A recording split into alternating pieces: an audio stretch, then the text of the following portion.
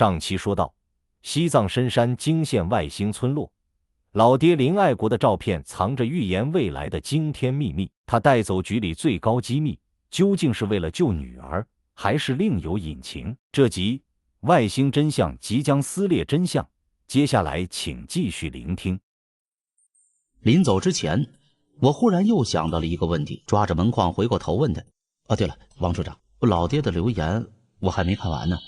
他最后写的那一句是什么呀？我记得上面怎么好像又有一行数字啊？王军皱着眉头看了我一眼，解释道：那个呀，李爱国怕我们不相信他写的内容，就留下了一个线索，用来证明他所写的话。至于具体是什么线索，就不和你说了，因为我自己都还不清楚呢。关上办公室的大门，我一个人走在走廊上，拿起了老爹的照片，看着照片上他的笑容，心里泛起隐隐的怒火。臭老爹，扔下我和林姐他们整整10年不闻不问，不管你这么做到底是抱着什么目的，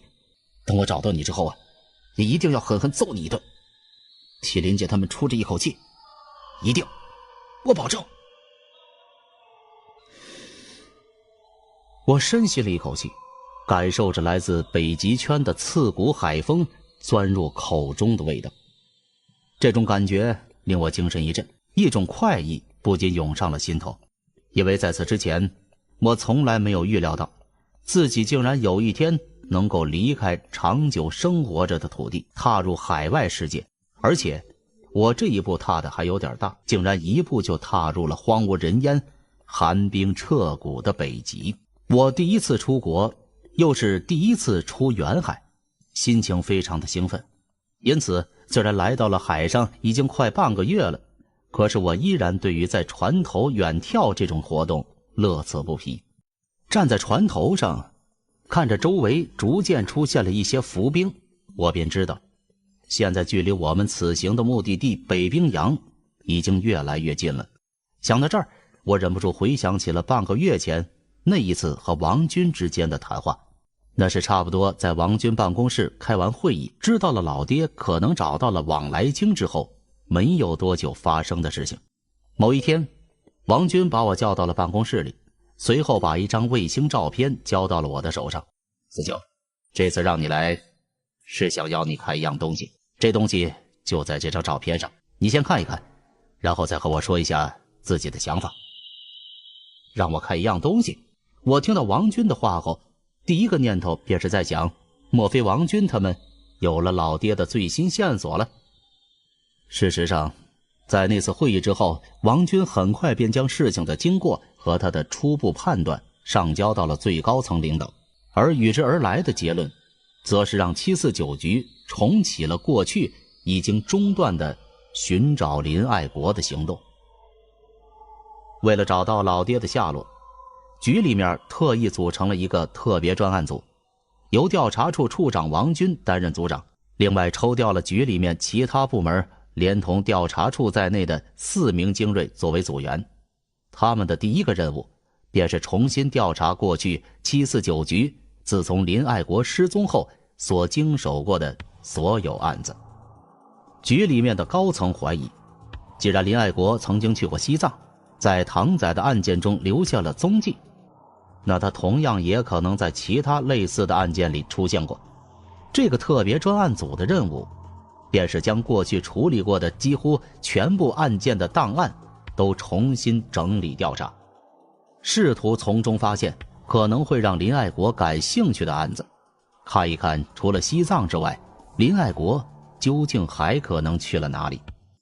但是当我看到手上的这张照片后，马上就否决了这个想法，因为王军给我的卫星照片竟然是一张中国之外某地的卫星照片，而且还是在一片汪洋上空拍下来的。很明显，这张照片看起来和老爹并没有任何关系。既然如此，那王军究竟要我看些什么呢？我先是仔细地把整张照片粗略看了一遍。照片上是一片蓝色的海洋，海洋上依稀可以辨认出一些巨大的浮冰，而在照片的右下角则是一行好像是经纬度一样的数字。除此之外，就再也看不出有什么奇怪的东西了。但当我第二遍检查起照片的时候，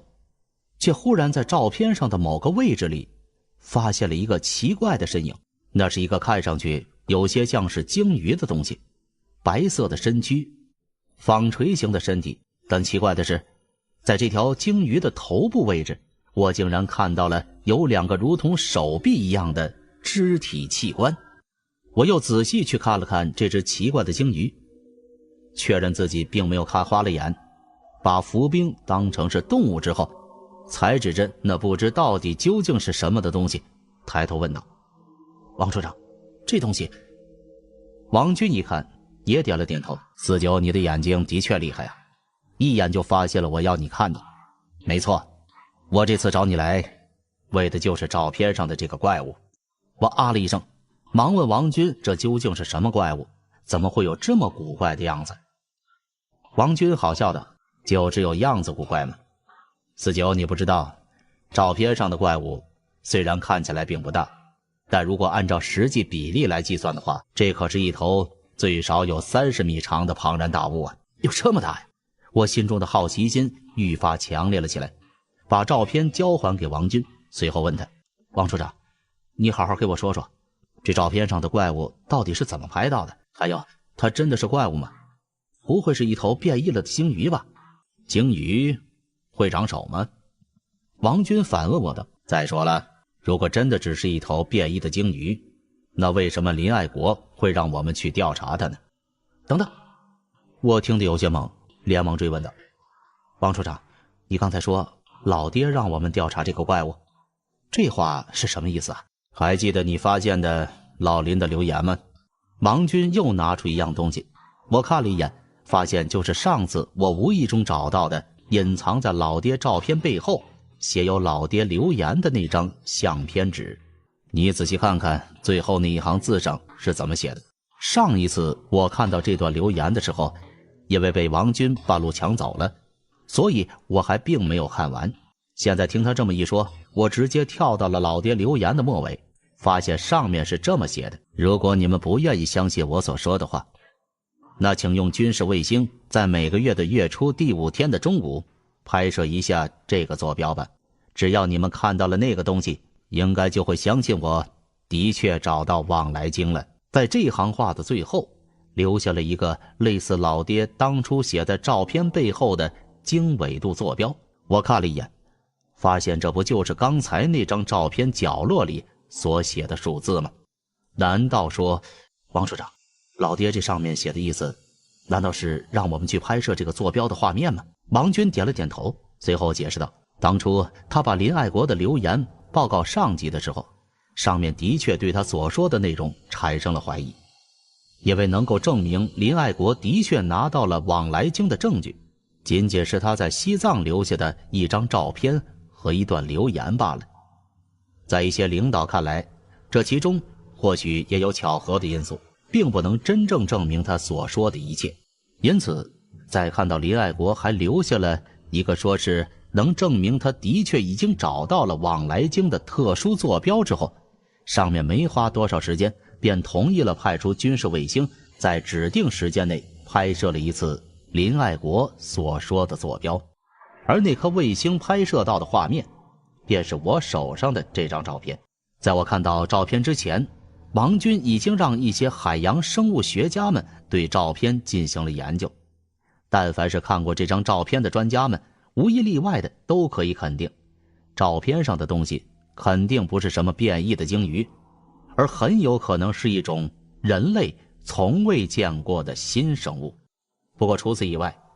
一位思想颇为开放的专家更是提出了一个惊人的设想，那就是这个神秘的生物很可能是一种非自然力量的人造生物。因为按照照片上所拍摄到的外形来看，这个神秘生物几乎无法将其归入任何一个已知的生物分类范畴，而且从进化论的角度，这种形状的生物也是完全不合常理的。在水下长期进化的哺乳动物是几乎不可能保留有这种连蹼都没有的前肢。这一切只能说明这个白色的怪物很可能是一种非自然力量所创造的。不过不管这些专家们的判断究竟是谁对谁错，总而言之，如果单从照片来看，照片上的生物的确就是属于749局的调查范畴。而与此同时，这张照片也向所有人证明了林爱国的话，他的确是拥有了往来经，否则的话，他怎么可能知道远在千里之外的北冰洋上发生的一起神秘事件呢？因为就算是动用整个749局的力量，到目前为止也不可能对国境线外发生的神秘现象全部了如指掌，更别说是在北冰洋上发生的神秘事件了。而林爱国在9年之前竟然就已经知道了这个神秘生物会出现在北冰洋上，他不但指出了这个生物出现的位置，就连出现的时间都精准无比，这只可能是依靠往来经才能做到的事情。想到这儿，我便差不多明白了王军这次找我来的目的。他会找我，肯定不会只是想让我看看这张怪物的照片而已，而应该是想要派我去调查这次的事件。我把自己的想法就这么一说，王军果然直截了当地承认了。没错，我找你来就是想要派你去调查一下这个怪物。虽然这次的事件发生在海外，但既然让我们749局知道了，就没有忽略不计的道理。而且这件事情还让一位负责军队的首长知道了，他老人家认为，如果这个怪物是真实存在的话，那我们可能可以把它运用在军事用途上，比如说拦截潜艇什么的。虽然听上去有些可笑啊，可不管怎么样，军方那边却因为那位首长的想法而同意给予我们支援。一边说着，王军拿出了另外一张照片放到我的面前，那是一张以红色为基调的巨舰的照片，红色的船舷上可以清楚地看到2个大字：雪龙。这就是你要做的科考船雪龙号，他今年3月份才刚刚从南极回来，接下来原本是打算进入船坞进行改装，但是因为北冰洋的那个怪物，海军决定拖延雪龙号的改装工作，让他在改装之前秘密去一次北冰洋。说到这儿，王军顿了顿，随即对我正色道：林49，你的任务便是搭乘这艘雪龙号，揭开那个怪物的真相。49啊，冰天雪地的，你没事吹什么风啊？忽然间，一个熟悉的大嗓门打断了我的回忆。我回过头，看到高亮正过得严严实实的，如同一只大狗熊一样抓着船舱外的扶手，一步步地向我靠过来。不要觉得奇怪，实际上这次北极之行，王军除了我之外，还把高亮踢到了雪龙号上。其实王军原本是打算让我和林千怡2个人执行这次任务的，但是因为林千怡打算去看望自己的妹妹林千然，告诉他老爹的消息，而无法与我同行，于是他便抓了高亮当壮丁。当时的情景就算到了今天我还记得清清楚楚。王军一个电话告诉高亮，如果不去北极，就要切断他办公室里的电视信号。结果高亮就哭丧着脸和我一起上船了。或许也是因为被强迫的原因，高亮对于这次的任务兴趣寥寥，再加上他上船之后便出现了严重的晕船毛病，因此在海上这半个月里，他基本上都窝在自己的船舱里，很少有外出的时候。所以当我看到高亮竟然会一反常态的来甲板上找我的时候，不免就有些感到奇怪。高科长，有什么事情吗？只见高亮哆嗦着身子，紧紧抓着甲板上的扶手，对我喊道：船长说了，我们现在已经到了伏兵密集区域，一会儿可能会有危险，让你赶快回船舱里面。原来就在刚才，雪龙号的船长告诉高亮，这附近已经是伏兵多发地点，海面上随时都可能出现大量的冰块。这些冰块虽然暂时对雪龙号还不会有什么危险性，但当冰块撞到船上的时候，却极易引发船体的剧烈晃动，到时候站在甲板上的人就很有可能会跌落至海中。刚才船长在驾驶室上观察四周的时候，正好看到了我正一个人站在船头，于是便让高亮来提醒我一下，避免我发生意外。闻言，我四处张望了一下，却看到现在距离我们最近的浮冰也恐怕要在几十公里外，实在是看不出会有什么意外发生的可能。不过我看高亮表情严肃，知道他刚才说的也不是在危言耸听，故意吓唬我，便从船头走了回去，和他一起返回了自己的舱室。雪龙号的前身原本只是一艘普通的破冰船，但后来经过2次改造，已经成为了国内目前为止最大的一艘极地考察船。不过别看这艘船有7层之高，其实里面的空间却非常的拥挤。这里不但要装载整箱整箱的各种补给和清水，还要搭载许多科研设备，因此平均下来，每个人能够分配到的生活空间也只有不到几平米大小。就算我和高亮2个人这次是以海军军官的身份上船，也是如此。而这也是我不喜欢待在船舱里的主要原因，在狭窄的舱室里待着，实在是让我觉得有些枯燥乏味。回到船舱之后，高亮倒头就躺在了床上，我不想和他一样闷头睡觉，便拿出了一本画册。这是一本鲸鱼画册，是我为了这次的任务特意准备的。因为虽然局里已经给出了一些海洋专家的意见，但我心里面却对于那个出现在卫星照片上的怪物仍然心存侥幸，觉得那还是有可能只是一头普通的鲸鱼而已。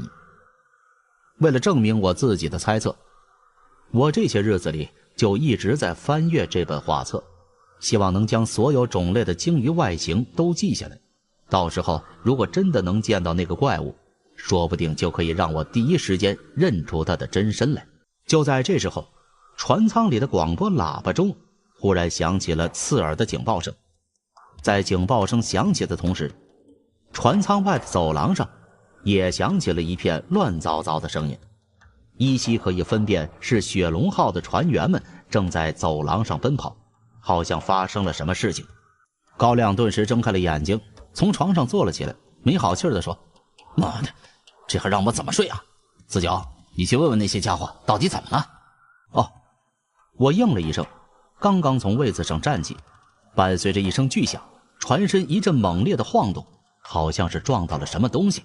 我紧紧抓住了固定在船舱里的桌椅，才没有摔倒，而高亮就没有我那么走运了，直接从床上摔了下来，疼得他哇哇大叫。我一把拉起高亮，带他出了船舱。高科长，别叫了，我们赶快出去看看怎么回事。因为担心船身再次发生晃动，我们俩都不敢去甲板上，便直接赶去了驾驶室。进入驾驶室的时候，发现这里也是一片混乱，驾驶室里的船员们都在各忙各的，没有一个人理睬我们。就在这时候，正巧一个身材魁梧的男人从我们面前走过，神色有点不安。高亮一把拦住了他，问道：“老王啊，刚才那声巨响是怎么回事啊？雪龙号出事了。”被高亮拦住的这个男人，就是为了这次任务海军特别抽调过来的雪龙号临时船长王京中。这次的任务是一次特别的保密任务，而雪龙号上原本的船员都只是一些普通人，保密级别不够，因此这次出航，从船长到水手，雪龙号上的几乎每一个岗位都被完全替换成了海军的人手，连船长也不例外。或许是来自海军的习惯，王京中看到我们2个擅自进入了驾驶室，张嘴就想叫人把我们赶走。不过他的话还没有说出口，高亮便把一张文件在他眼前晃了晃，把王京中嘴里的话塞了回去。高亮给他看的是海军总司令部给我们的命令书，上面要求雪龙号全体船员无条件接受2位特派员，也就是我和高亮的命令。看到那份命令书，王京中叹了口气，随后对我们敬礼道：“高特派员，本舰刚才和一块浮冰撞上了。”和浮冰撞上了？高亮有些生气地说：“怎么会这样呢？难道你们就没有提前发现吗？雪龙号不是极地科考船吗？船上应该有探测冰山的自动避碰雷达吧？”王京中的脸色有些发红，他指了指驾驶室的舷窗，对我们解释道：“原来就在我们2个返回船舱之后不久，海面上就起了大雾，使得海上的能见度一下子降低了许多。再加上因为这艘船上的船员大部分都是海军临时抽调过来的，这些最多也只去过南海的船员根本就没有在北冰洋地区航行的经验，因此几乎没有一个人在大雾出现时想到要注意一下船体周围附近的浮冰情况。至于自动避碰雷达这东西，雪龙号上的确有安装，然而初次操纵雪龙号的船员却忘了把这东西打开，最终缺乏经验的船员加上突然出现的大雾，就导致了雪龙号一头撞上了一块浮冰的结果。对不起啊，这是我工作上的失误。说到这儿，王京忠挺直了身姿，对我们道歉道：高特派员，如果因为我的过错使得你们接下来的任务无法继续执行的话，我愿意承担一切责任。我拍了拍他的肩膀，安慰道：王船长，这种事情也是命里注定的，没什么谁对谁错，要怪也是上面的错，是他们没有考虑周全，你别胡思乱想了，尽力先确认下现在的情况吧。王京忠感激地冲我点了点头，之后就大叫着调动水手去了。我和高亮站在驾驶室的舷窗旁，看着面前伸手不见五指的大雾，不禁啧啧称奇。这海上的情况果然是让人琢磨不定啊！明明刚才还是一片晴朗的海上，怎么就会突然冒出那么大的雾气来？差不多20分钟后，船体的检查结果出来了。雪龙号主船体结构一切正常，没有发现破损情况，也没有任何舱室出现漏水现象。但船员们在检查底舱的水密情况时，却发现船底左舷位置的外侧钢板出现了一个明显的凹痕，很可能是在碰撞发生时被冰块撞击造成的。具体的情况和对雪龙号的影响还需要更多时间进行检查。王京忠念到这里时忽然顿了一下，有些心虚地看了我们一眼，才说道：另外根据报告，雪龙号的2号吊车钢缆在撞击时发生了断裂，你们运来的那台货物落到了甲板上，可能发生了损坏。什么？高亮一下子跳了起来，随后又问道：落到甲板上的是大的还是小的？小的。王京忠咽了口唾沫，心虚地说：我们的人对那东西一窍不通，看不出它到底有没有损坏，只能麻烦那位小姐出来检查下了。好吧。高亮嘴角抽搐了一下，随后拍了拍我的后背，对我说：四九啊，麻烦你去把莫西博士请出来吧。我指着自己的鼻子，心里直打颤。刚才高亮他们2个人所说的东西，其实是这次为了调查北冰洋出现的白色怪物，局里面特地从研究处那里借来的2样宝贝。当然，在雪龙号上，这2样宝贝名义上是海军准备的特殊实验装备，因为这2样宝贝特别金贵，为了避免在任务过程中出现不必要的损伤，局里面还特地让一位研究处里的专家参与了这次任务，而那位专家就是高亮嘴里的莫西小姐。这位莫西听说只有25岁左右，年纪和林千怡差不多，却是研究处里有名的技术才女。据说她15岁不到就读完了大学课程，18岁时便获得了理工科的博士学位，并且被749局发掘，招入了研究处中，专门负责局里的某些收容物的开发利用工程。不过这位莫西小姐虽然在智商上绝对是高人一等，但在脾气上却非常古怪。在她登船之后的半个月里，几乎已经把所有和她接触过的人都吓到了，就连我和高亮2个人也不例外。因此一想到高亮竟然要我去把她叫过来，我便有些为难。于是我舔着笑脸对高亮说：高科长，那位大姐我可请不动啊，要不您老人家麻烦一趟。我说完，高亮哈哈大笑，随后只回了我一个字：滚。被高亮一脚踢出了驾驶室，我只能硬着头皮不情不愿地去了3楼。这里原本有一间除了舰长室之外雪龙号上最大的客房，如今已经完全被那位莫西博士一个人占用了。走到房门前，我先是听了听里面的动静，发现什么也没听到，里面静悄悄的，之后便硬着头皮敲了敲门。没多久，房门拉开了一条缝隙，一个戴着眼镜、头发短短的女生从门缝里露出了脑袋，白皙的肌肤和没什么表情的脸蛋，加上剪得短短勉强盖住脸庞的头发，看起来活脱脱就是个没有感情的人偶。就这么一个不起眼的女生，如果不是我已经见过她几次，恐怕也很难相信这位竟然会是让王军等人也赞叹不已的研究出王牌莫西博士。不知是不是我又打扰他了？莫西用镜片底下的那对大眼睛凝视着我，随后用听了立刻就会从脑海中忘掉的平淡没有起伏的嗓音问我：什么事？我尽量挤出了一个笑容，随后用尽可能亲切的声音说道：莫博士，我们有些事情想要找你帮忙。本以为这样的话，不管如何那莫西也会问下是什么事情，可谁知道他直接回了句没兴趣，就把门关上了。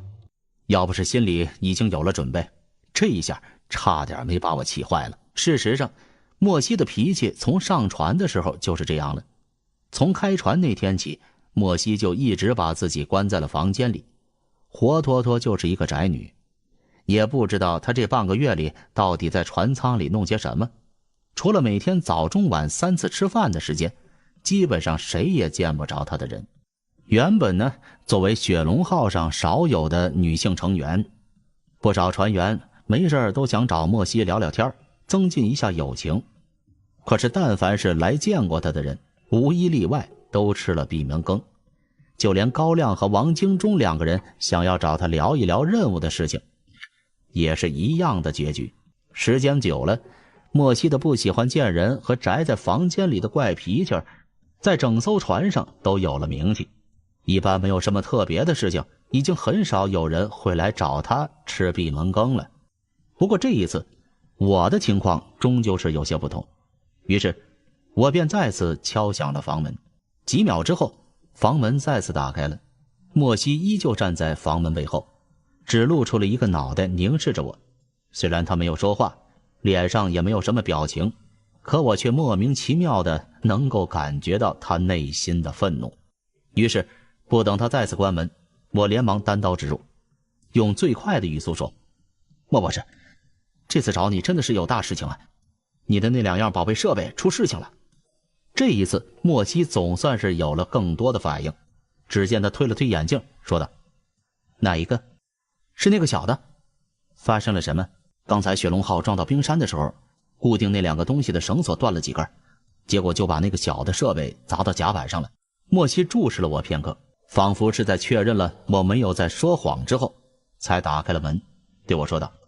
进来，等我拿下东西。看到他竟然开了门让我进去，我心里顿时有些受宠若惊，生怕他反悔似的，连忙走了进去。这还是我第一次进入莫西的房间里，虽然不知道他房间原本是什么样子，但我可以肯定，就算是雪龙号的老船员在这里，也一定认不出这里以前到底是哪个房间了。因为此时此刻，我就像是走进了一个图书馆里，在莫西的房间里每一个角落现在都堆满了厚厚的书本，整个房间里弥漫的不是海洋的腥味，而是一股书香的味道。除了这些书本之外，房间里就只有一张床和一张桌子，桌子上放着一台电脑和笔记本。在我进来的时候，莫西正在2台电脑之间传输什么文件，再看他从书堆中拿出了一个装笔记本的电脑包，看起来他说要拿的东西应该就是这台笔记本了。我说：莫博士，我出声道，那东西是掉在了地上啊，你拿电脑干嘛呀？修理。莫西的视线始终没有离开电脑屏幕。你难道不应该拿点工具吗？扳手、锤子什么的。不用。那需不需要我帮你拿点东西呢？不用。莫西的回答干脆得很，而且不带丝毫的感情，让我觉得自己刚才做的都好像是在自讨没趣一样。尴尬地摸了摸脑袋，我只能把视线转向了其他地方，最后落在了墙上贴着的一幅用毛笔写的诗句上。也不知道那是房间里原本就有的东西，还是莫西来了之后挂上去的。只见上面写道：一生一世一双人，半醉半醒半浮生。莫博士，这墙上挂着的诗句是你写的吗？这一次莫西总算是有了反应，他停止了手上的动作，回过头凝视了我一会儿，说：是的。那这诗有什么特别的含义吗？这和你没关系。扔下这句话，莫西不等我有什么反应，便拿着笔记本直接走了出去。见状，我连忙也追了出去。冲到了走廊上的时候，才发现莫西已经直接往船甲板的位置去了。我犹豫了一下，怕高亮他们还在驾驶室等着，只好先跑回了驾驶室，告诉他们莫西已经过去了。我之前提到的那2个宝贝设备就在雪龙号船身中段的甲板上。等我带着高亮和王京忠2个人跑到甲板上的时候，外面的雾气的确浓得可怕。不过我还是能看见，在船中央的2台吊车下面已经站满了船员。那些船员们静悄悄的，没有人发出一点声音，几乎所有人的目光都盯在了其中一座吊车下方的位置上。顺着他们的目光看去，就看见在浓雾中一个黑色的物体正躺在甲板上。那黑色的物体有2米多长，看上去就好像是一颗鱼雷的形状。而一个瘦小的人影此刻正趴在这个物体的后背上，用一根数据线把这个黑色物体和笔记本连接在了一起，正通过电脑屏幕检查着什么东西的样子。那瘦小的人影自然就是刚才离开船舱的莫西，而他身下的那个黑色物体则是这次749局为了调查白色怪物而特意拿出来的一件黑科技物品，一台可以远程操纵的海底潜水机。海底潜水机说白了就是一艘无人驾驶、可以远程遥控的无人潜航器。这东西的技术并不复杂，早在上世纪50年代，第1台无人潜航机便已经诞生了。而到了90年代，中国也在863计划的推动下，拥有了自己的无人潜航器技术。而749局的这台海底潜水机和那些无人潜航器相比，也不是什么先进的东西。无论是工艺制造过程、雷达和超声波装置、动力设备等，其他国家都可以制造。虽然如此，这台海底潜水机依然是一台不折不扣的黑科技装备。而这个黑科技就是潜水机上的深海无线电传输系统。现今世界各国的无人潜航器，哪怕是技术最先进的美国，在无人潜航器的操纵模式上，一般也只能做到使用光缆远程遥控。在他们的潜航器的屁股上会接上一个几公里长的光缆，船上的人便通过光缆来控制和观察无人潜航器。而与他们相比，海底潜水机的身上则完全扔掉了那条光缆小尾巴，而是使用无线电进行远程操作。虽然听上去好像没有什么特别的，但如果你知道电磁波在水中的衰减程度，那就一定会为这项技术而感到惊叹。就像糖放到水里会被水溶解一样，电磁波进入水中就会被水吸收掉。一般的水下无线电传输最远也只可能达到几百米的距离，而且这还是在使用大功率电台的情况下。但是海底潜水机上的无线电设备却可以在水中传输上百公里的距离，无论是传输的速度和质量，都几乎就和在空气中没有什么两样。这其中的秘密就在于这台海底潜水机使用了一种749局研究处通过对收容物进行的研究而研发出来的最新技术。具体是什么原理我也不太清楚，只是听见高亮偶然提起，好像是利用什么东西来改变无线电的波长，让它可以穿透海水的阻碍。而这个技术的发明人就是现在我们面前这个趴在潜水机背上的瘦小女人莫西博士。因为考虑到传统的无人潜航器在遭遇海底的巨型生物时，无人潜航器的电缆有被海里的怪物弄断的风险，局里才特意把这台海底潜水机弄了过来。又因为这台潜水机里的无线电传输系统除了莫西之外，目前为止谁也弄不明白，所以才会让他也登上雪龙号。看见莫西已经在摆弄那台海底潜水机了，我在高亮身旁耳语道：高科长，要去问问情况怎么样了吗？高亮皱了下眉头，眯缝着眼睛盯着机器背上的人影，最后还是对我说，算了，就算我们去问，你觉得他会回答吗？还是等他弄好了再说吧。我看莫西都把潜水机给拆开了，原本还以为他或许会检查很久，可出乎我们意料的是，大约只过了2-3分钟后，莫西便从机器背上站了起来，开始收拾数据线，把电脑重新放回了包里。见状，我们2个立刻走了过去。高亮对还在收拾东西的莫西问道，莫博士，潜水机情况怎么样了？从潜水机上跳下来的莫西依旧是面无表情，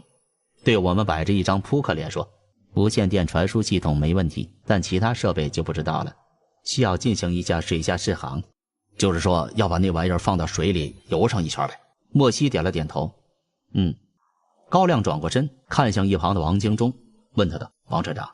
你看怎么样啊？暂时让雪龙号停船吧，我们必须检查下潜水机的状况，如果它出了问题，我们这次的任务恐怕就进行不下去了。因为上级给他下达的命令，王京中自然不敢对高亮的提议有什么意见。他很快下达了停船的命令，随后让人开始准备海底潜水机的试航工作。准备工作进行得很顺利，差不多半小时之后，海底潜水机便在我们的目送之下，用吊车送进了海中。看着它逐渐消失在海平面上，高亮拍了拍王京中的肩膀，对他说，王船长，走，一起去看看海军的最新科技吧。为了掩人耳目，海底潜水机在雪龙号的船员面前一直都被宣传为海军的最新实验用水下无人机。作为海军的一员，王京中自然一直对这东西眼馋得很，没事的时候经常想要从我们这里打探下潜水机的消息。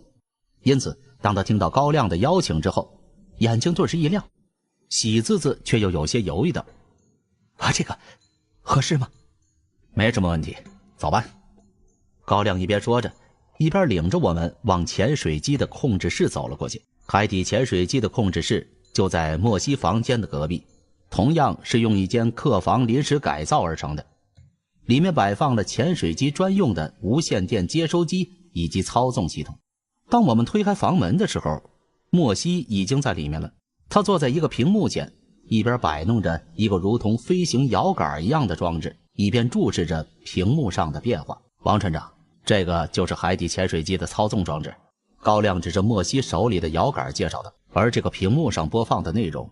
就是海底潜水机所拍摄到的海底画面。除了是用无线电操纵之外，海底潜水机的水下摄影机和那些普通的水下摄影机也有很大不同。高亮对王京中解释说，普通的水下摄影机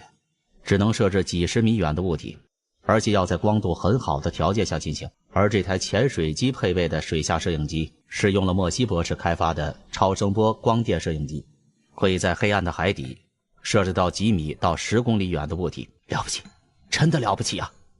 王京中在一边感叹道，海军以前的无人潜航器我也接触过呀，那东西限制性太强了，因为拖着个尾巴顶多在深海探测的领域用一下，不像这玩意儿竟然只需要无线电就可以远距离操纵了。这潜水机又方便又安全，要是能大量配置的话，那以后那些潜艇兵们恐怕都要下岗了。王京中的话让我和高亮2个人忍不住相视一笑。还大量配备，听说光是我们这次带来的这一台已经是局里耗尽资源后好不容易才做出来的唯一一台成品了。虽然北冰洋是世界上最冷的海洋，可这里的海底世界却依旧热闹非凡。在潜水机的画面上，我们时不时可以看到一些密集的海底山脉，如深涧般的海沟，还有数量众多的海中鱼群。王京中背着手在室内踱步，眼睛不时地看一下屏幕。不只是他，我和高亮2个人也是同样如此，因为我们都被潜水机上所拍摄到的神秘的海底世界迷住了。然而这样美好的时刻很快便结束了，差不多2-3分钟之后，我们便从潜水机上的画面里发现，潜水机已经开始远离海底，向着海面缓缓升了起来。见状，高亮便问道，莫博士，潜水机情况怎么样啊？没出问题吧？莫西一面注意荧光屏，一面回答说：没有什么异常情况，我准备让它返航了。那么快啊？不用再多检查一下吗？我有些惊讶地说，其实是觉得很可惜，想要多看一下刚才的海底画面。莫西回头看了我一眼说：你当潜水机是玩具吗？怎么会呢？高亮挡在我们面前，对莫西沈笑道：我们来之前就说了，有关潜水机的事情一切听你吩咐，我们只要能保证这玩意儿到时候能顺利使用就行了。既然莫博士你说没问题了，那就让潜水机返航吧。说完，高亮便低声对我说道：和你说了多少次了，千万别招惹这位，没了他呀，我们这次的任务根本就无法继续下去。对我说完之后，高亮又对着王京中使了个眼色，让他去甲板上叫人准备回收潜水机。王京中看起来和我一样，看上去对不能继续观看潜水机传回来的海底画面而感到有些可惜，有些意犹未尽，因此他依依不舍，一步三回头的才离开了房间。然而王京中只离开了没几秒钟，便突然回来了。高亮问他：王船长，你怎么又回来了呀？抱歉呢，我刚好想到了一件事情。王京中走到了莫西身边，低头问道：莫博士，潜泳机返航的时候能不能让他看一看雪龙号的船底？雪龙号刚才和冰块相撞后，似乎船底甲板有几个地方被撞得蛮严重的，虽然总管员已经在检查了，但还不清楚到底有没有地方出现裂缝。他指着潜水机的屏幕道：所以我想要是能用潜水机观察一下就好了，直接从外面观察船体，应该能节省我们不少修理的时间呢。可以吗？听了王京中的解释，高亮回头问道。考虑了片刻，莫西点了点头。于是高亮立刻便对王京中招了招手，对他说道：那你赶快过来，和莫博士说一下要查看哪里。在王京中的指示下，莫西很快便操纵着潜水机游到了雪龙号的船底。在海底摄影师的拍摄之下，雪龙号船底的情景清楚地出现在屏幕上，让王京中一目了然。然而就在这时候，王京中忽然惊叫了一声：这是怎么个情况啊？他这么一叫，我头皮也跟着发麻，因为我看到在潜水机拍到的画面中，竟然有一个巨大的手印突兀地出现在了雪龙号的船底钢板上。这是怎么回事？刚才雪龙号不是撞在了浮冰上吗？怎么在撞击的位置却看到了一个人的手印？而且这手印看上去竟然要比整个海底潜水机还要巨大。10几分钟之后，一名船员敲响了船长室的房门，带来了海底潜水机已经打捞起来的消息。然而这个时候，我们所有人都无法去关心潜水机的状况，就连莫西博士也一样。王京中匆匆把前来报信的船员赶走之后，也加入到了我们之中。4个人一起齐刷刷地看着桌子上摆放着的一堆照片，沉默不语。这是一堆照片，是莫西刚才打印出来的，而照片上的内容则是海底潜水机从不同角度拍摄的那个刻印在雪龙号船底钢板上的巨大手印。一阵沉默过后，王京中率先开口问我们：高特派员，我希望你们能给我一个合理的解释啊。高亮纳闷道：什么解释啊？王京中指着其中一张照片上的手印问道：这个手印到底是什么鬼东西造成的？我在海军待了20几年呢，还从来没有见过有什么东西能在船身上造成这样的痕迹。我想知道这和我们的任务到底有没有什么关系啊？怎么，你怀疑我们知道？高亮抬起头看了他一眼。没错，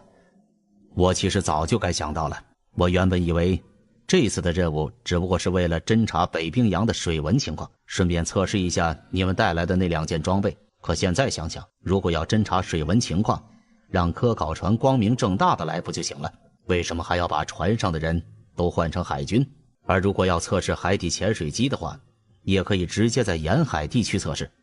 根本不需要大老远的跑到北极来。所以说，我现在怀疑。王京中紧盯着我们，上面派我们来莫非就是为了造成这个手印的东西？高亮用惊叹的眼光看着他，似乎没想到王京中的推理能力和观察能力竟然如此之强。不过我却有些释然，因为这一次的行动，海军上头是有人知晓我们的真正目的的，因此在挑选海军这边的人手时，那些首长一定会优先考虑军中的能人，而王京中能被那些知情的首长选中，作为这次雪龙号的船长，自然一定有他的过人之处。过了一会儿，高亮似乎也想通了这个道理，他随即说道：王京中同志，如果我告诉你我们这次来是为了一个超自然生物，那你信不信？王京中想了想，点头道：我信。我在海上这么多年，见过的千奇百怪的东西也海了去了，但却从来没有见过这样的事情。超自然生物，这的确有可能，只不过……说到这儿，他皱了下眉头说：根据船员的报告，刚才撞到我们的明明是一块浮冰，而不是什么生物啊。未必。这时候，一直没怎么出声的莫西忽然拿出了他的笔记本电脑，只见他打开翻盖，随后在电脑上快速敲打起键盘，好像在查阅着什么东西。与此同时，他继续说道：撞击发生前，雪龙号的鱼探仪应该在附近发现了有鲸群移动的踪迹，从鲸群的大小来看，应该是一群白鲸。没错，但鲸群离雪龙号还有一段距离，根本不可能和我们撞上啊！而且这个世界上也没有什么鲸鱼会有手吧？白鲸的确不会有，可我们追踪的那个怪物却有。莫西忽然停下了手，转而将笔记本屏幕转向了我们，上面正显示着一张我看不懂的图片。这是……王京中扫了一眼，惊讶地说：这不是于太医的数据记录吗？你怎么弄来的？当然是直接从你们的设备里导出来的。莫西一脸平静地说：这张数据图是碰撞发生前10分钟于探仪的探测图。莫西指着上面的一群红色光点，对我们说：这些光点就是在雪龙号附近的白鲸群，当时距离我们有差不多2海里的距离。王京中点了点头说：没错，但你让我们看这干嘛呀？莫西没有解释，而是点了几下鼠标，让我们又看了事发前8分钟、事发前5分钟，还有事发前1分钟以及事发之后5分钟的探测图。一连给我们看了5张探测图后，他便说道：这些就是我们撞上了怪物的证据。就这些？我和高亮听得有些发懵，弄不明白莫西刚才说的到底是什么意思。倒是王京中好像发现了点什么，他拿过了莫西手里的鼠标，又重新看了一下那4张探测图，随后对我们说：没错，我们果然是和什么东西撞到了，可这上面除了鲸群之外，我们什么也没有看到啊。高亮反问道：就是因为看不到，所以才证明了这里有东西。王京中指着其中一张探测图对我们解释道：你们看，这些红点是事发前10分钟的鲸鱼群反应，然后是8分钟、5分钟。你们有没有发现，一直到事发前1分钟，鲸鱼群的鱼群反应一直在不断缩小，但是到了事发之后5分钟，鲸鱼群的鱼群反应却又恢复成了原来大小。或许是怕我们看不明白，王京中控制着电脑，不断在5张探测图上来回切换，就好像幻灯片似的，让我们清楚地看到了鲸鱼群的变化。这么一看，果然和王京中所说的一样，那个鲸鱼群在鱼探仪上的反应果真出现了一个逐渐变小又恢复原状的过程。可这个变化又怎么能证明我们的确撞上了怪物呢？王京中说：鲸鱼群的大小不可能在这么短的时间里出现变化，唯一的可能性就是有什么东西把鲸鱼群给挡住了。鱼探仪是利用接收超声波的反射波来确认鱼群的位置和大小的。如果有什么能够吸收超声波的东西挡住了射向鲸群的超声波，那就会出现我们刚才看到的现象。你是说，是那个怪物把鲸鱼群挡住了？高亮惊讶地问道。王京中点了点头。只有这种解释了。可是有一点我不明白，这世界上真的有能够吸收超声波的怪物吗？如果是对一个拥有人类手臂的怪物来说，有能够吸收超声波的能力，也并不奇怪吧。我的话直接让王京忠和高亮2个人都陷入了沉默。是啊，如果说这世界上真的有什么生活在海洋之中，如同鲸鱼大小的，却又拥有一对人类手臂的生物存在的话，那他在拥有一些其他的特殊能力，看起来也不是什么不可能的事情了。经过莫西的测算，船底的那个巨大手印应该有5米左右的长度。如果是用人体比例去换算的话，那么制造出这个手印的怪物至少也应该有30米之长。这个体型几乎已经要和地球上已知生存过的体积最大的动物蓝鲸相差无几了。一个拥有人类形状的手臂，同时还具有吸收超声波体质，体型和蓝鲸差不多的巨大的怪物，这个世界上真的会有这样的生物存在吗？我心中忍不住如此想到。然而事实摆在眼前，根本容不得我不去相信。出现在卫星照片上的身影，还有眼前这若干张清晰可见的手印照片，都清楚地告诉了我们，这个怪物不但存在，而且就在距离我们不远的海底深处。反观我们这边，除了有限的几个人之外，整艘雪龙号上的大部分船员却还连我们这次任务的真正目的都不知道。看看刚才发生的事情，如果那个怪物方才真的有心袭击我们，恐怕整艘雪龙号就已经沉没了，而我们自己这边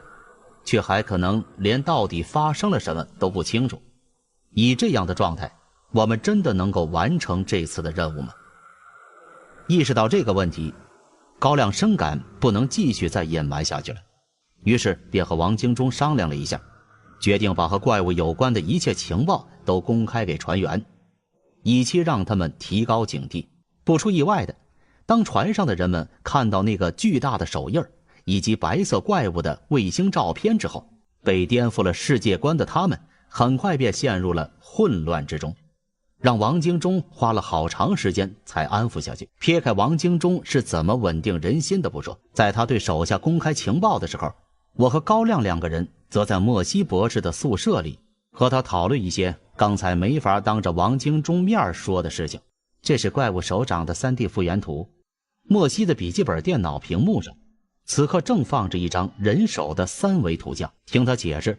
这好像是他用海底潜水机上的设备将船底钢板上的手印扫描之后，通过电脑程序模拟出来的手掌图像。通过这种方式，可以让我们清楚地看到更多关于这个怪物手掌的细节。而莫西要我们看的，就是位于手掌掌心部分的一块特殊的痕迹。之前在摄像机里还不明显，但是当莫西用电脑构建出手掌的 3D 图像之后，我们便清楚地看到，在这个怪物的掌心位置，有一片好像花纹一样的特殊图案。高亮摸了摸脑袋问道：莫博士，这是什么花纹吗？不是，莫西摇摇头解释道，从印记上看，在怪物身上的这些线条应该是凸起的，不然就不可能出现在手印上。而生物身上的花纹本质只是皮肤上色素的变化，因此是不可能有凸起的情况出现的。说完之后，他转而看向我，似乎好像在等着我的意见似的。我上下打量了一下，说：高科长，莫博士，我怎么觉得这好像是个烙印呢？烙印？那是什么东西？莫西眨了眨眼睛，好像从来都没有听过这个词一样。高亮忙解释道：莫博士，你是城里人，或许没见过那东西。烙印就是农村里给牲口烫的那种火印。我以前小时候经常看别人给牲口烫这东西，那东西烫好之后的痕迹的确和这个 3D 图像上的图案很像啊。为什么要给牲口套烙印？莫西不解地问道。看来他好像真的对烙印这东西一无所知的样子。高亮解释说，就是给牲口做一个标记用来证明这牲口是自己家的，免得和别人的牲口搞错了。莫西沉吟了片刻，忽然问道：照你的意思，如果这个印记是烙印的话，那这个怪物岂不是有主人的？我和高亮一下子都愣住了。对呀，如果这个手掌上的印记真的是烙印的话，那岂不是说在这个怪物的背后有人类的影子？一想到这一点，我就感到有些不寒而栗。之前我本以为这次的怪物或许是一个偶然变异了的超自然生物，可现在看来，这怪物的出现反倒可能是人为造成的了。只是人真的可能制造出那样巨大的怪物吗？这时候莫西扶了下自己的眼镜，说道：我会把你们的话作为参考的，如果这真的是烙印的话，那这段图案就应该有自己的意义，只要能搞清楚它的意义，或许就能解开这怪物的谜团。说完这句话以后，莫西便转过了电脑，开始快速敲打起键盘。不过仅仅过了一会儿，他便停了下来，对我们做了一个手势，表示逐客，有消息会通知你们，现在请先离开。没办法，高亮只能领着我出了房间，站在走廊上。我和高亮就那个烙印的话题又讨论了一会儿，却都拿不准主意。因为单从目前的科技水平来看，人类似乎还不具备造出如此巨大的生物的能力。既然如此，那这个怪物莫非和唐仔的那次事件一样，也是外星人的杰作？可他们为什么要制造这样一个怪物，又在制造之后把这个怪物放生到了北极圈呢？讨论了半天，我们也没有得出什么可信的结论。恰好在这个时候，有一名船员找到了我们，说是王京中有事情想要征求我们的意见。返回驾驶室和王京中碰头之后，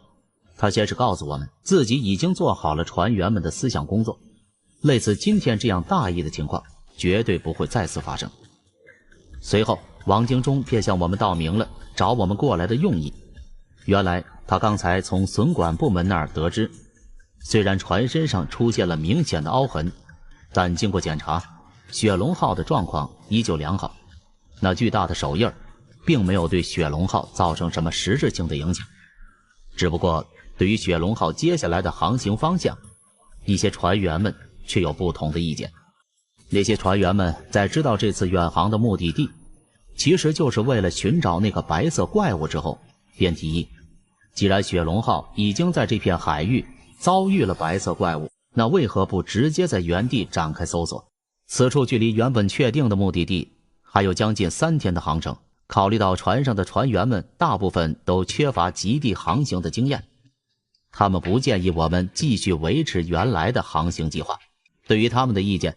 王京中拿不定主意，只好来征求我们的看法。高亮考虑再三，最后决定还是继续维持原来的计划。毕竟现在我们谁也不能肯定那个怪物还在这片海域中，而通过刚才的遭遇，我们也已经确认了那个怪物拥有能够吸收超声波的能力。因此如果不按照原计划的话，我们恐怕很难发现它的踪迹。在这种情况下，按照原计划驶向林爱国交给我们的坐标，才是我们最有希望找到白色怪物的方案。对于高亮的结论，王京中只是略微想了一会儿就同意了。于是雪龙号再次启动，继续朝着预定坐标缓缓前行了起来。3天之后，如王京中所预料的一样，我们及时赶到了老爹给我们留下的坐标位置。照老爹的留言，2天之后就是这个月的第5天，那个白色怪物就会出现在这个坐标附近。至于为什么会有这个情况出现，莫西猜测可能是因为这个白色怪物具有某些类似鲸鱼的巡游特性，考虑到在卫星照片上拍摄到的怪物形状和鲸鱼有些类似，这种猜测的确非常有可能符合现实。说起来，我们赶到这里的时机几乎恰到好处，因为虽然此地距离北极的冰盖区域还有些距离，但再过半个多月，这片海域就会被冰块彻底冰封。到时候老爹所指出的这个坐标也会如此。虽然雪龙号依然可以在冰封的海域航行，但是冰块无疑会增加我们观察白色怪物是否出现的难度。2天后，经过了一系列的准备，雪龙号已经严以待阵，就等着那只白色怪物出现在这片海域。天刚蒙蒙亮的时候，所有船员便集中在了雪龙号的餐厅里，由王京忠主持召开了一个动员会，宣布接下来的行动方案。依照老爹给我们留下的预言，今天那只白色怪物就会出现在这片海域，因此我们从现在开始必须提高12分的警惕，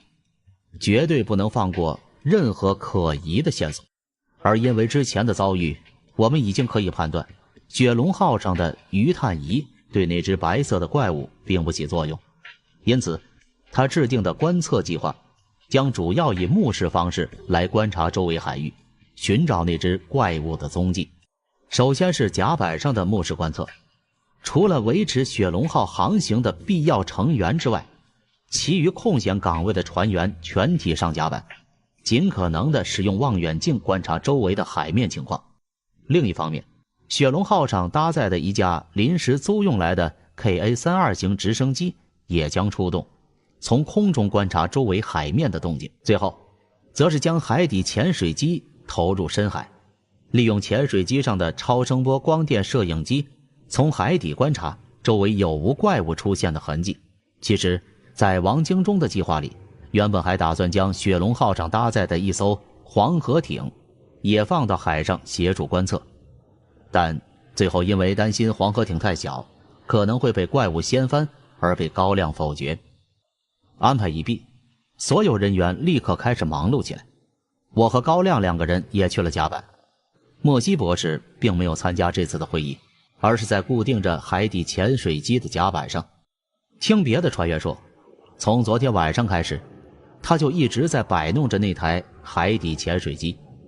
一直到现在都还没有完事的迹象。我和高亮生怕他耽误了一会儿的观察计划，便赶过去看看他那里到底在鼓捣些什么东西。来到甲板中段，我们果然看到莫西博士正在那里。那台海底潜水机已经被他降在了甲板上，原本黑色的外壳不知为什么已经被打开，露出了里面密密麻麻的电路板，几个数据线从这些电路板中一直连接到了莫西手上的一台笔记本里。见状，我忍不住就有些急了，马上就要开始行动了。怎么莫西竟然会把最重要的海底潜水机给拆了？他到底是在搞什么鬼？莫博士，你这是在干什么呀？海底潜水机一会儿可就要下水了呀！高亮反应比我还快，他直接冲到了莫西身边，大叫道。莫西抬起了头，一夜没睡的他脸色苍白的有些吓人，2个眼睛更是布满了红彤彤的血丝。然而他的脸上依旧是古井不惊的表情，淡淡的回答道：我在给海底潜水机安装一个主动声呐，只要我安装好了，就算那怪物可以吸收超声波，我们也能够通过声呐观测到它的出现。这都行啊！高亮用怀疑的眼光看着莫西，我们不是已经推测出那个怪物可以吸收超声波了吗？这样的话，声呐应该没有用了吧？单独使用主动声呐的确不行，但如果把主动声呐和被动声呐配合使用的话就可以了。谈到自己的工作，莫西难得露出了有些兴奋的眼神。原来在这2天的等待之中，莫西已经想到了一个可以通过声呐来发现怪物的办法，那就是通过让一台主动声呐和2台被动声呐配合的方法，来布置出一张由超声波组成的声呐网。和主动声呐不同，被动声呐是依靠声呐来被动接收舰船等水中目标产生的辐射噪声和水声设备发射的信号，以测定目标的方位和距离。而莫西的办法指的便是让海底潜水机成为声呐源，不间断地在海中释放主动声呐信号，同时通过雪龙号和 KA-32 直升机上的被动声呐来接收海底潜水机的信号。只要信号突然中断，就意味着我们发现了那个怪物的踪迹。因为根据之前的经历，我们已经可以肯定那个怪物拥有能够吸收超声波的特性了。虽然这个办法也有局限性，比如说如果怪物的出现地点并不在海底潜水机周围，就可能不会阻挡住潜水机的声纳信号。但比起只凭借肉眼观测这一种办法，莫西的办法还是大大增加了我们找到怪物的可能性。听完了莫西的解释，高亮和我对视了一眼，两个人立刻闭上了嘴，安静等候在一旁，只盼着莫西早点完工，好让海底潜水机立刻下水。幸好这份等待并没有持续多久，差不多就在10分钟之后，莫西拔下了潜水机上的数据线，对我们宣布潜水机上的主动声纳已经安装完成了。收拾好东西后，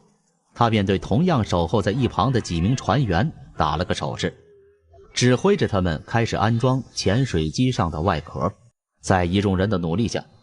差不多就在雪龙号船尾的 KA-32 直升机升空的同时，海底潜水机也及时被放入了水下。目送着潜水机平安下水，莫西和我们立刻返回了驾驶室。为了便于行动时统一指挥，潜水机的控制系统已经在这几天被安放在了驾驶室内，从一名船员手中接过了控制器。莫西开始亲自操纵起海底潜水机。为了尽可能扩大声纳网的范围，他必须让潜水机尽量远离雪龙号和 KA-32 直升机。一直航行了差不多半个小时之后，莫西看了看屏幕上潜水机返回的数据，才对王京忠说，潜水机目前距离雪龙号15海里。王京忠算了算距离，点头道，差不多了。他回过头对船员下命令道，打开被动声纳，让直升机那边也把声纳放下去。过了一会儿，联络员传来了消息，飞离雪龙号的 KA-32 直升机已经放下了被动声纳浮标。不用王京忠下令，莫西已经按下了控制台上的一个按钮，随后对我们说，海底潜水机主动式声纳启动。下一刻，一道人耳无法听到的声音随即在海底传开。没发现什么情况吗？王京忠向驾驶室里的声纳员问道。声纳员一面注意着荧光屏，一面回答说，报告舰长，潜水机的声纳信号清楚可见，周围似乎并没有怪物的踪迹。继续观察，让甲板上的人也提高警惕，那个怪物随时都可能出现。王京忠虽然如此下达了命令，但他回过头之后便悄悄地在我们耳边问道，两位特派员，那个怪物到底什么时候出现，你们心里有底吗？这个高亮挠了挠头，回答说，还记得那张卫星照片吗？那张照片的拍摄时间是在上午9点左右，而我们现在是7点45分。如果那个怪物守时的话，最多1个多小时他就应该出现了。在高亮的话音落下之后，驾驶室里便陷入了沉默，所有人都开始安静地等待起9点的到来。与此同时，我则是安静地坐在莫西身边，看着屏幕上神奇的海底景象。就在这时候，屏幕上的影像忽然闪了几下，紧接着上面的海底世界就消失了，荧光屏像死鱼的眼球一样一片乳白色。莫西博士，刚才发生了什么？我不禁惊呼道。我的叫声也惊动了其他人，高亮和王京忠立刻走到了屏幕前，看到屏幕上的图像竟然消失了。高亮立刻轻声问道，莫西博士，你把潜水机的画面关上了？没有关。他自己，莫西也怔住了，不知怎么回答好。我心里生出不妙的预感，但还是抱着希望问，莫博士，会不会是接收器出了什么故障？莫西很熟练地检查起来。当他按下一个什么电钮后，乳白色的屏幕上出现了红绿两色的方格组成的影像。接收系统一切正常，没有毛病。我问他，那怎么会看不到图像呢？不知道，好像是潜水机的视频信号被切断了。莫西沉吟了一会儿，又怀疑又沮丧地坐在椅子上，像自言自语似的。难道是潜水机出了什么故障吗？他双手抓着自己的头发，口里不断地说着，不可能，我的检查是完美无缺的，不可能有故障出现。海底潜水机出现了故障。虽然莫西不愿意承认这个事实，但在潜水机的视频信号中断之后2分钟，声纳员传来报告，说是接收到了一个求救信号，而经过判断，发现求救信号出现的坐标正好就在海底潜水机信号最后消失的位置上。在高亮他们的质疑下，莫西最终还是承认了，那个求救信号应该就是海底潜水机上发出来的。潜水机毕竟只是一台实验装备，性能还并不稳定，为了避免出现故障遗失潜水机，他在那上头的确安装了一个声呐求救装置，一旦潜水机出现故障，系统就会自动发出求救信号。可是我早上明明已经检查过了，潜水机一切状况都很良好。莫西的脸上露出一副请相信我的神情。对于他的反应，我也逐渐看明白了。虽然莫西在平时与我们接触时都表现得很冷漠的样子，但一旦涉及到他的工作，莫西的情绪就很容易出现波动起伏。看起来他应该就是那种把生活的一切都压在工作上的那一类人，而对于这样的人来说，最不能接受的就是自己工作上的失误。或许莫西也就是因为这个原因，所以才拒绝相信潜水机出现了故障。另一边，高亮继续对莫西说：“莫博士，我相信你的准备非常完备，但潜水机毕竟还只是一台实验设备。既然是实验设备，那么出现未知的故障也是非常正常的事情。现在的关键是，那台潜水机还能自己返回雪龙号吗？”莫西摇了摇头：“不只是摄影机，我这边发给潜水机的控制信号都没有了反应。”真倒霉。高亮叹了一口气道：“那看来只能我们自己动手了。”我明白高亮的意思，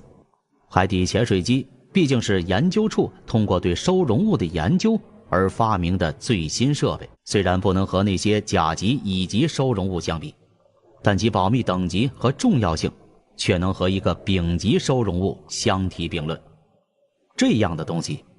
可不像是什么普通的探测仪，是可以说丢就丢的。因此，如果潜水机无法自己返回雪龙号的话，我们就得自己动手将海底潜水机打捞上来。只不过在眼下这个紧要关节去打捞潜水机，我们有这个空闲吗？于是我说：“高科长，那个白色怪物随时都可能出现，我们现在怎么去打捞潜水机呢？”今天的节目就到这里，感谢您的收听，点击订阅频道并打开小铃铛，第一时间获取更新。明天我们不见不散。